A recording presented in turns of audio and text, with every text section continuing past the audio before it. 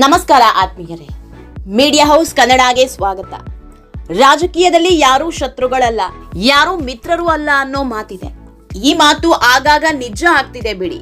ಯಾಕಂದ್ರೆ ಅಧಿಕಾರ, ಕುರ್ಚಿ, ಗೌರವ, ಪದವಿ ಅಂತ ಬಂದಾಗ ರಾಜಕೀಯದಲ್ಲಿ ಏನ್ ಬೇಕಾದ್ರೂ ಆಗಬಹುದು. ಇವತ್ತು ಶತ್ರುಗಳಂತಿದ್ದವರು ಮಿತ್ರರಾಗಬಹುದು, ಮಿತ್ರರಂತಿದ್ದವರು ಶತ್ರುಗಳಾಗಬಹುದು.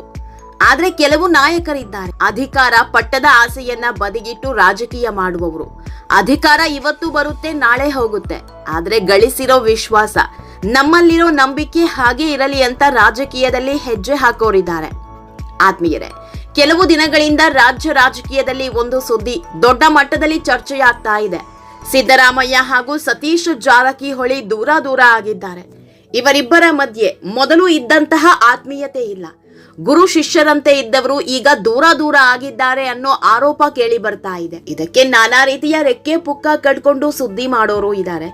ಈ ವಿಷಯ ಸತೀಶ್ ಜಾರಕಿಹೊಳಿ ಕಿವಿಗೂ ಬಿದ್ದಿದೆ. ಹೀಗಾಗಿ ಇದೇ ವಿಷಯವಾಗಿ ಹಲವು ಬಾರಿ ಕ್ಲಾರಿಟಿ ಕೊಡೋ ಕೆಲಸ ಸಹ ಮಾಡಿದ್ದಾರೆ. ಆದ್ರೂ ಇದೊಂದು ಚರ್ಚೆ ನಿಲ್ಲೋ ಹಾಗೆ ಕಾಣ್ತಾ ಇಲ್ಲ. ಇದೆಲ್ಲದ್ರ ಬಗ್ಗೆ ಇವತ್ತಿನ ವಿಡಿಯೋದಲ್ಲಿ ಹೇಳ್ತಾ ಹೋಗ್ತೀವಿ. ಅದಕ್ಕೂ ಮೊದಲು ನೀವಿನ್ನೂ ನಮ್ಮ ಚಾನೆಲ್ನ ಸಬ್ಸ್ಕ್ರೈಬ್ ಮಾಡಿಲ್ಲ ಅಂದ್ರೆ ಮಿಸ್ ಮಾಡಬೇಡಿ, ಈಗಲೇ ಸಬ್ಸ್ಕ್ರೈಬ್ ಮಾಡಿ. ಈ ವಿಡಿಯೋನ ಕೊನೆವರೆಗೂ ನೋಡಿ, ನಿಮ್ಮ ಅನಿಸಿಕೆಗಳನ್ನ ಕಾಮೆಂಟ್ ಮಾಡಿ. ಆತ್ಮೀಯರೇ, ಸಿದ್ದರಾಮಯ್ಯ ಹಾಗೂ ಸತೀಶ್ ಜಾರಕಿಹೊಳಿ ಪಕ್ಕ ಗುರು ಶಿಷ್ಯರು. ಸತೀಶ್ ಜಾರಕಿಹೊಳಿ ಅದೆಷ್ಟೋ ಸಮಯದಲ್ಲಿ ಖುದ್ದು ಅವರೇ ಈ ಮಾತನ್ನ ಹೇಳ್ಕೊಂಡಿದ್ದಾರೆ, ನನ್ನ ಗುರುಗಳು ಸಿದ್ದರಾಮಯ್ಯ ಅವರು ಅಂತ. ಯಾಕಂದ್ರೆ ಇಷ್ಟು ವರ್ಷದ ರಾಜಕೀಯದಲ್ಲಿ ಸಿದ್ದು ಹಾಕಿದ ಗೆರೆ ದಾಟಿಲ್ಲ. ಸಿದ್ದು ಸೂತ್ರದ ಉತ್ತರಾಧಿಕಾರಿ ಇವರೇ ಅನ್ನೋ ಮಾತು ರಾಜಕೀಯ ವಲಯದಲ್ಲಿ ಕೇಳಿ ಬಂದಿದ್ದು ಇದೆ. 2023ರಲ್ಲಿ ಸಿದ್ದರಾಮಯ್ಯ ಸರ್ಕಾರ ರಚನೆಯಾದಾಗ ಸಿದ್ದು ಬೆನ್ನಿಗೆ ಗಟ್ಟಿಯಾಗಿ ನಿಂತವರು ಇಬ್ಬರು ನಾಯಕರು. ಅದರಲ್ಲಿ ಮೊದಲಿಗರು ಸತೀಶ್, ಎರಡನೆಯವರು ಜಮೀರ್ ಅಹಮದ್. ಸಿದ್ದರಾಮಯ್ಯ 2.5 ವರ್ಷಕ್ಕೆ ರಾಜೀನಾಮೆ ಕೊಡ್ತಾರೆ. ಡಿಕೆಶಿ ಮುಂದಿನ ಸಿಎಂ ಆಗ್ತಾರೆ ಅನ್ನೋ ಚರ್ಚೆ ಹುಟ್ಟಿದಾಗಲೆಲ್ಲ ಗಟ್ಟಿಯಾಗಿ ಮಾತನಾಡಿದವರು ಇವರಿಬ್ಬರೇ. ಸಿದ್ದರಾಮಯ್ಯ ಅವರೇ 5 ವರ್ಷ ಸಿಎಂ, ಅವರನ್ನ ಯಾರೂ ಕೆಳಗಿಳಿಸಲ್ಲ ಅಂತ 100 ಬಾರಿ ಹೇಳಿರಬಹುದು. ಅಷ್ಟೇ ಯಾಕೆ, ಸಿಎಂ ಸ್ಥಾನದಿಂದ ಕೆಳಗಿಳಿಬೇಕು ಅನ್ನೋ ಒತ್ತಡ ಹೆಚ್ಚಿದಾಗಲೆಲ್ಲ ದಿಲ್ಲಿಗೆ ಹಾರ್ತಿದ್ದವರು ಇದೇ ಸತೀಶ್ ಜಾರಕಿಹೊಳಿ. ಸರ್ಕಾರಕ್ಕೆ 2 ವರ್ಷ ತುಂಬ್ತಾ ಇದ್ದಂತೆ ಡಿಕೆಗೆ ಪಟ್ಟ ಕಟ್ಟಬೇಕು ಅನ್ನೋ ಮಾತು ಜೋರಾಗಿತ್ತು. ಆಗ ಸತೀಶ್ ಕೆಪಿಸಿಸಿ ಪಟ್ಟಕ್ಕೆ ಕಣ್ಣಿಟ್ಟಿದ್ರು. ಒಬ್ರಿಗೆ ಒಂದೇ ಹುದ್ದೆ ಅನ್ನೋ ತತ್ವದಲ್ಲಿ ಕೆಪಿಸಿಸಿ ಅಧ್ಯಕ್ಷಗಿರಿಗೆ ಏರೋದಕ್ಕೆ ನಾನಾ ಕಸರತ್ತು ಮಾಡಿದ್ರು. ಈ ಕಡೆ ಸಿಎಂ ಕೂಗು ಜೋರಾಗ್ತಾ ಇದ್ದಂತೆ ಆ ಕಡೆ ಕೆಪಿಸಿಸಿ ಅಸ್ತ್ರ ಹೂಡ್ತಾ ಇದ್ರು. ಅಷ್ಟರ ಮಟ್ಟಿಗೆ ಸಿದ್ದರಾಮಯ್ಯ ಆಪ್ತರಾಗಿದ್ದವರು ಸತೀಶ್ ಜಾರಕಿಹೊಳಿ. ಇದೇ ಕಾರಣಕ್ಕೆ ಸಿದ್ದರಾಮಯ್ಯ ಪುತ್ರ ಯತೀಂದ್ರ ಅಚ್ಚರಿಯ ಹೇಳಿಕೆಯೊಂದನ್ನ ನೀಡಿದ್ರು. ಸಿದ್ದರಾಮಯ್ಯ ಅವರ ಉತ್ತರಾಧಿಕಾರಿ ಅಂದ್ರೆ ಅದು ಸತೀಶ್ ಜಾರಕಿಹೊಳಿ ಅಂತ. ಯಾಕಂದ್ರೆ ಸಿದ್ದು ಬಣದಲ್ಲಿ ಅಷ್ಟರ ಮಟ್ಟಿಗೆ ವಿಶ್ವಾಸ ಗಿಟ್ಟಿಸಿಕೊಂಡಿದ್ರು. ಜೊತೆಗೆ ಹಿಂದುಳಿದ ನಾಯಕನಾಗಿ ಬೆಳೆಯೋ ಮುನ್ಸೂಚನೆ ಕೊಟ್ಟಿದ್ರು. ಆದ್ರೆ ಡಿಕೆಶಿ ಪಟ್ಟಕ್ಕೇರೋ ಹೊತ್ತು ಬರ್ತಾ ಇದ್ದಂತೆ ಅದೇನಾಯ್ತು ಒಂದು ಗೊತ್ತಾಗ್ಲಿಲ್ಲ. ಮೇಲ್ನೋಟಕ್ಕೆ ಎಲ್ಲವೂ ಸರಿ ಇಲ್ಲ ಅನ್ನಿಸ್ತಾ ಇದೆ. ಸಿದ್ದರಾಮಯ್ಯ ಜೊತೆ ಅಷ್ಟಾಗಿ ಕಾಣಿಸ್ತಿಲ್ಲ. ಅಲ್ಲದೆ ಸತೀಶ್ಗೆ ಸಿಗಬೇಕಾದ ಸ್ಥಾನಮಾನ ಸಿಗಲಿಲ್ಲ.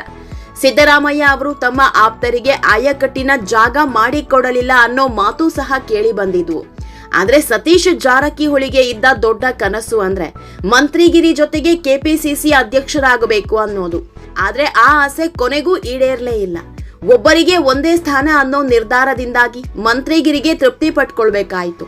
ಇಷ್ಟೆಲ್ಲ ಬೆಳವಣಿಗೆ ಆಗ್ತಾ ಇದ್ದಂತೆ ಖುದ್ದು ಸತೀಶ್ ಅವರೇ ಒಂದಿಷ್ಟು ಸ್ಪಷ್ಟನೆ ಕೊಟ್ಟಿದ್ದಾರೆ. ನಮ್ಮ ನಡುವೆ ಯಾವುದೇ ಗೊಂದಲ ಇಲ್ಲ. ಕೆಲವು ಐಟಿ ಸೆಲ್ನವರು ಸ್ವಲ್ಪ ಹೆಚ್ಚಿನ ಪ್ರಚಾರ ಮಾಡಿದ್ರು. ಇದಕ್ಕೆ ನಮಗ್ ಗೊತ್ತಿರುವ ಐಟಿ ಸೆಲ್ನವರೇ ಹೆಚ್ಚಿನ ಪ್ರಚಾರ ಕೊಟ್ರು. ಸಿದ್ದರಾಮಯ್ಯ ಮತ್ತು ನಮ್ಮ ನಡುವೆ ಒಂಚೂರು ಭಿನ್ನಾಭಿಪ್ರಾಯ ಇಲ್ಲ. ಈ ಬಗ್ಗೆ ಚರ್ಚೆ ಮಾಡೋದೇ ಅನಾವಶ್ಯಕ ಅಂದಿದ್ದಾರೆ. ಅಷ್ಟೇ ಅಲ್ಲ, ಸಿದ್ದರಾಮಯ್ಯ ಸಿಎಂ ಸ್ಥಾನದಿಂದ ಕೆಳಗಿಳಿತಾ ಇದ್ದಂತೆ ಅಹಿಂದ ಸಂಘಟನೆಗೆ ಹೊಡೆತ ಬೀಳ್ತಾ ಇದೆ ಅನ್ನೋ ಮಾತು ಕೇಳಿ ಬರ್ತಾ ಇದೆ. ಇದಕ್ಕೂ ಸತೀಶ್ ಉತ್ತರಿಸಿದ್ದಾರೆ, ಅಹಿಂದ ಸಂಘಟನೆ ಇದ್ದೇ ಇರುತ್ತೆ. ಅದು ಪಕ್ಷವನ್ನ ಹೊರತುಪಡಿಸಿಯೂ ಸಂಘಟನೆ ಕೆಲಸ ನಡೆದಿದೆ. ಅಹಿಂದ ಸಂಘಟನೆ ಬಲಪಡಿಸಲು ಕ್ರಮಗಳನ್ನ ತೆಗೆದುಕೊಳ್ತೀವಿ. ಕೆಪಿಸಿಸಿ ಅಧ್ಯಕ್ಷ ಸ್ಥಾನಕ್ಕೂ ಸಿಎಂ ಸ್ಥಾನಕ್ಕೂ ಸಂಬಂಧ ಇಲ್ಲ. ಅಧ್ಯಕ್ಷ ಆಗಿಯೇ ಪಕ್ಷದ ಕೆಲಸ ಮಾಡಬೇಕು ಅಂತೇನು ನಿಯಮ ಇಲ್ಲ. ರಾಮಕೃಷ್ಣ ಹೆಗಡೆ ಸರ್ಕಾರದ ಬಳಿಕ ಇದುವರೆಗೂ ಒಂದೇ ಸರ್ಕಾರ ಯಾವತ್ತೂ ರಿಪೀಟ್ ಆಗಿಲ್ಲ.